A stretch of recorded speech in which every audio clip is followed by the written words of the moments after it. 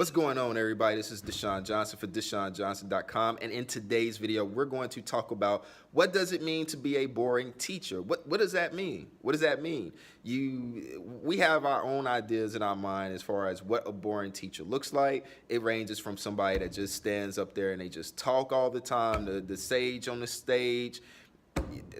I almost even hate that title, sage on the stage, or what.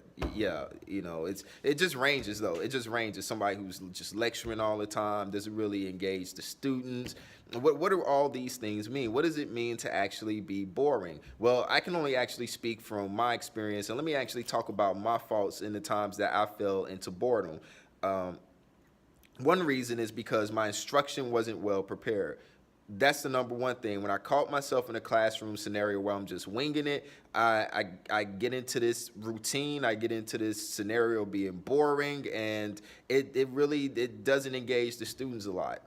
And being a former English teacher right now, I'm teaching technology applications, but being a former English teacher, if I came into the room and I didn't have a well-prepared lesson and I have the students read something and knowing that their reading levels are extremely low, I'm gonna cause problems because the teaching those types of students, they take a lot of preparation. And while we're on the subject of types of students, another reason too, what does it mean to be boring, is that it was times that I wasn't teaching to the collective body of students that I have for that. And I'm a middle school teacher, so I have different classes, which means that I'm gonna have a different collective body of students. And if you know, just like I know, if you're a middle school or high school teacher, you know that every classroom, based on a collective combination of personalities, that creates some sort of single hive-minded singularity sort of personality in that class. You may have a classroom that's just completely nerded out. You may have a classroom that's just completely, they want to roast each other, they want to crack jokes on each other. You have a classroom just full of just quiet students, and then you have this randomness of collection of students. So you really have to understand and learn your audience. You have to learn who you're actually teaching to, because that body of students requires a different set of instructions. They require a different approach.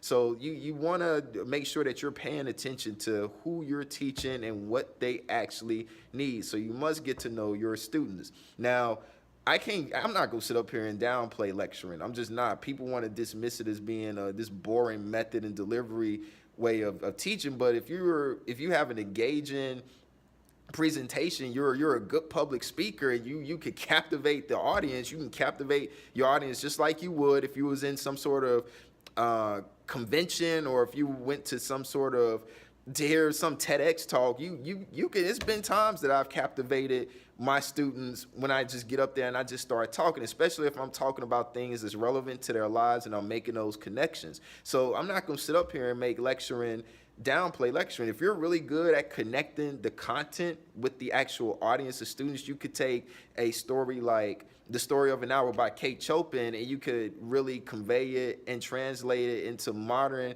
times that's relevant to the student. Like, you can get away with lecturing. There's been times that I lectured a whole class and they was hanging on to every word.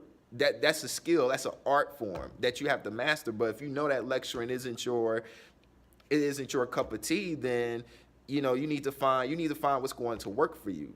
And the students also have to be, they actually have to do something. The students, even if you are a good lecturer, one of my experiences is that no matter how great of a lecturer I am, the students still do have to learn something to be able to internalize it.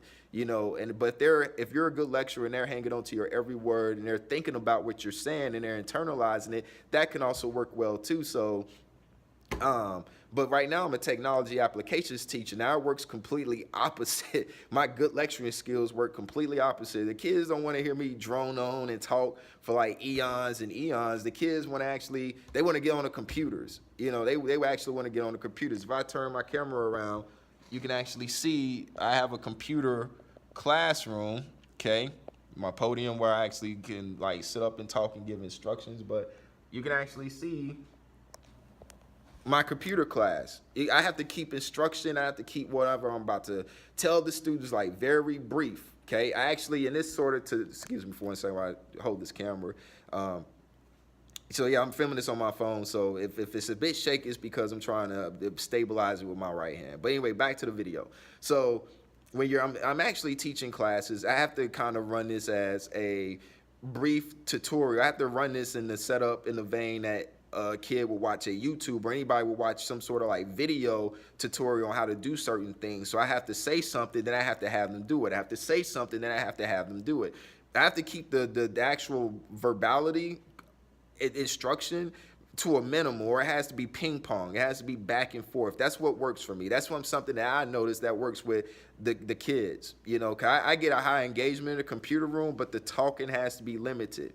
Okay, and also it also helps too that when I do need to talk and give some lengthy instructions, or I have to like get the kids some announcement, and then just go from there. I have a net support system on my computer where I could just actually blank out the kids' screens for a minute while they listening, because if you leave the computers on, they'll get on something, they'll try to multitask, and that's a bad idea, because their brains can only handle one thing at a time. They don't know that, but that's what my job is, to let them know that you can only handle this one thing at a time. You need to listen to me first, then let's go on the computer. So when I'm actually teaching my computer classes, my technology classes, I give instruction first, then I facilitate, walk around, make sure they're getting it. They'll ask the same questions. This is just with my students. They'll ask the same exact questions I just gave through the instruction, because it just works like that. So I don't get mad about it. It's just the reality. It's just the nature of the beast.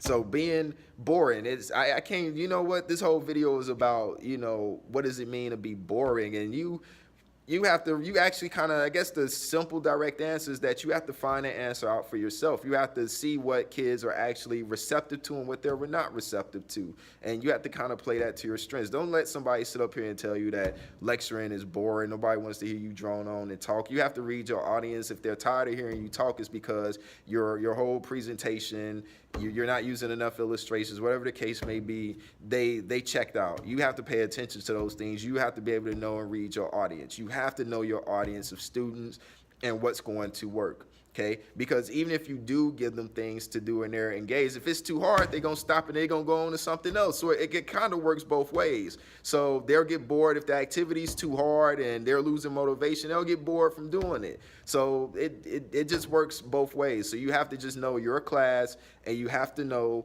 what body of students that you're working with, okay? So that's the answer to the question. Know who your audience is, know what your strengths and weaknesses are. I know that may be a very cliche answer, but really that's what you got to do. That's what you have to understand. You'll get your answer from your audience if you're bored. That's the direct answer from this video, okay? If you like this video, be sure to subscribe to my channel. I have all sorts of like playlists, and this is a channel, so it's going to be a multitude of things ranging from web design development, teaching, writing, and just me. That's what it is. That's what I specialize in. So be sure to subscribe, like this video, share it with somebody that you feel like is going to help. Deshaun Johnson for DeshaunJohnson.com. Thanks for watching. See you in the next video. God bless you.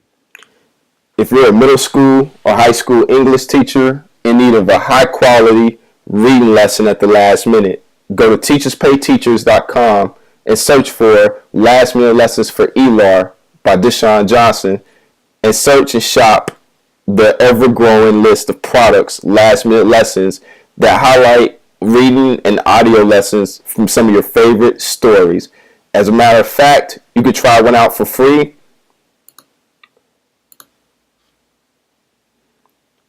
by going here and downloading the sample file on teacherspayteachers.com. Last Minute Lessons Reading Audio Series by Deshaun Johnson. High quality products, reading products at and for your convenience.